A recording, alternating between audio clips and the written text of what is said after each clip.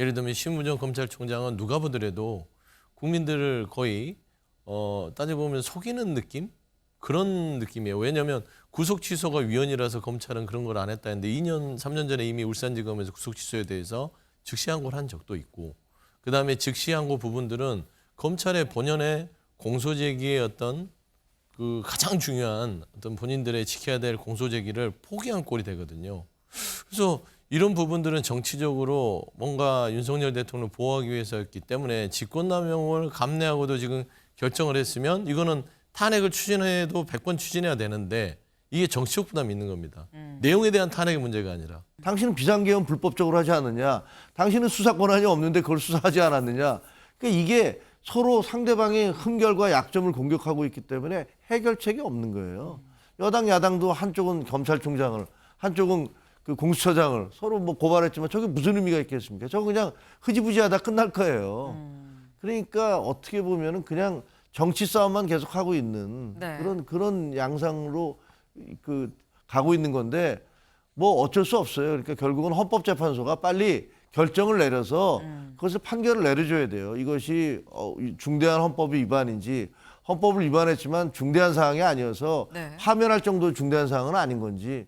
여당 검찰의 공수처장 고발, 야당 공수처의 검찰총장 고발, 서로 고발에 고발을 하고 있다라는 거죠. 관련 목소리 잠깐 들어보고 오시죠.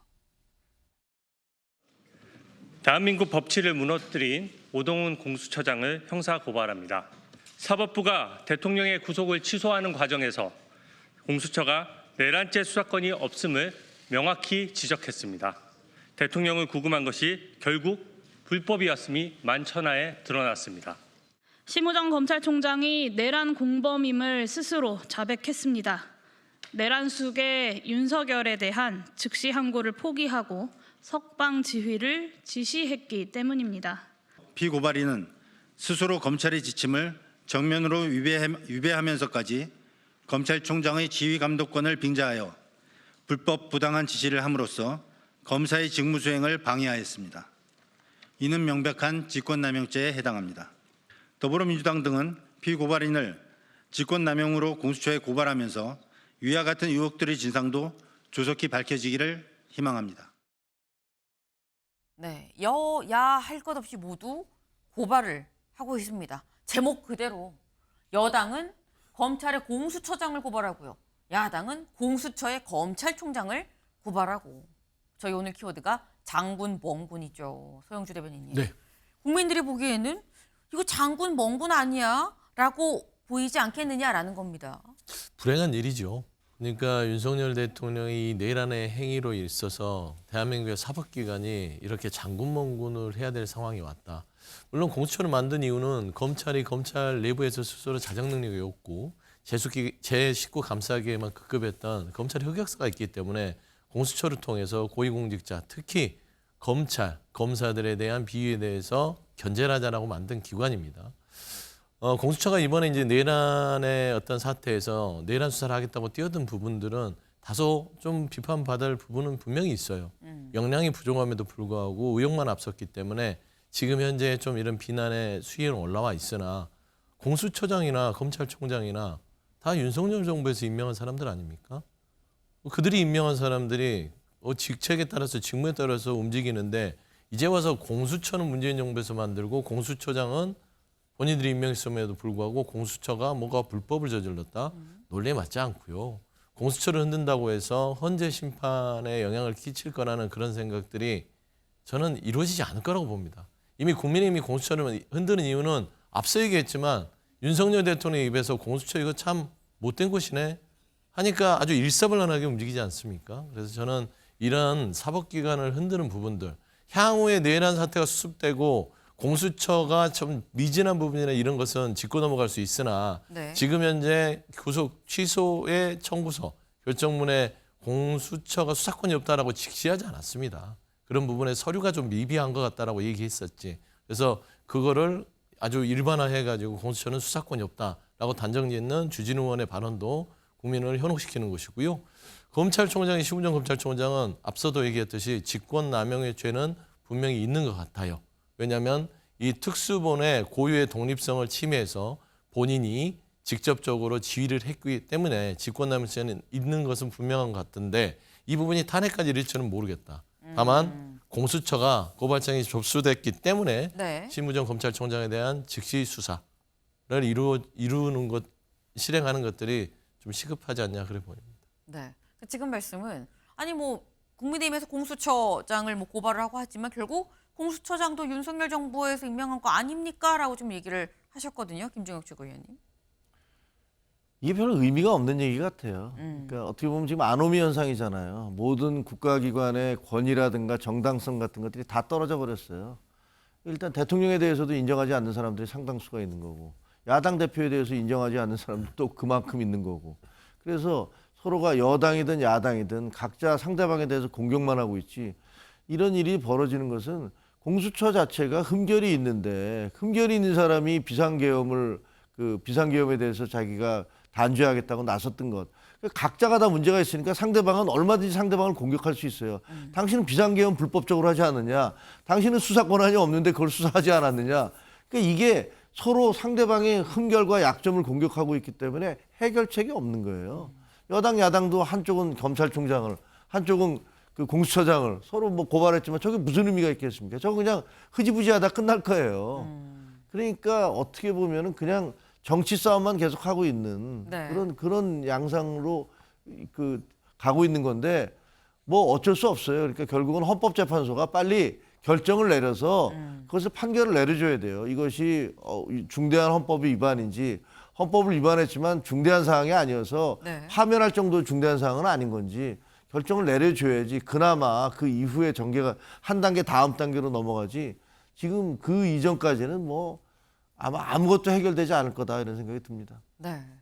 사실 지금 아까 뭐 아노미 상태 아니겠느냐 뭐 이런 말씀까지 지금 하셨는데 중앙일보 오늘 만평을 좀 같이 볼까요? 오늘 중앙일보의 만평입니다. 이거예요. 국민의힘은 검찰 손에 불법 체포 고발이라는 칼을 지금 쥐게 했고요.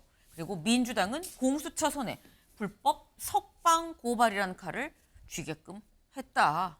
대리전이냐라는 얘기가 나올 수 있는 거겠죠.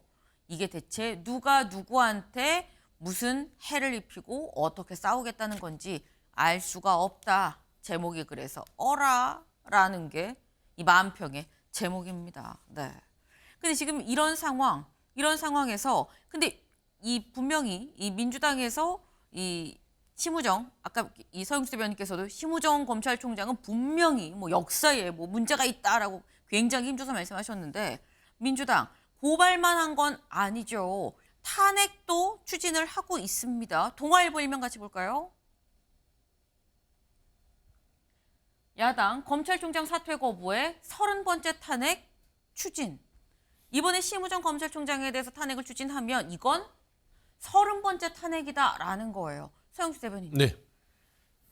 탄핵을 추진을 하면 30번째다. 이거 좀 너무 많이 하는 거 아니야? 라는 얘기가 나올 수 있어 보여요.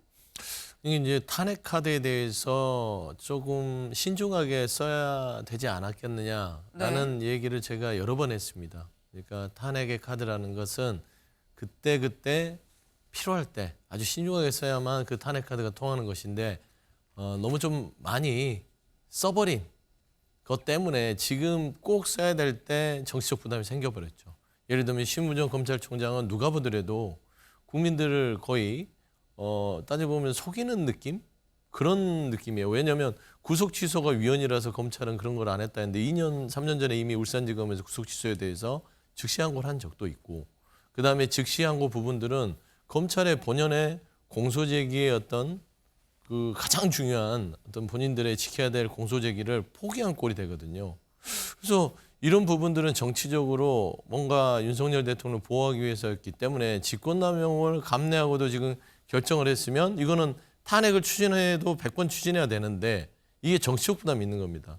내용에 대한 탄핵의 문제가 아니라 정치적 부담 때문에 탄핵 부분이 지금 소원하게 지어놓고 어떻게 해야 될지 고민을 하고 있어요. 그래서 네. 저는 이 사퇴 거부에 대한 이 탄핵 추진은 이루어져야 됨에도 불구하고 다만 좀 정치적 부담은 민주당이 어쩔 수 없는 지난 많은 탄핵에 대한 그 뭐 원죄라고 해야 되나요? 그런 상황이다. 그렇게 좀 말씀드리고 싶습니다. 그렇다고 한다면 요것만 짧게 더 여쭤볼게요.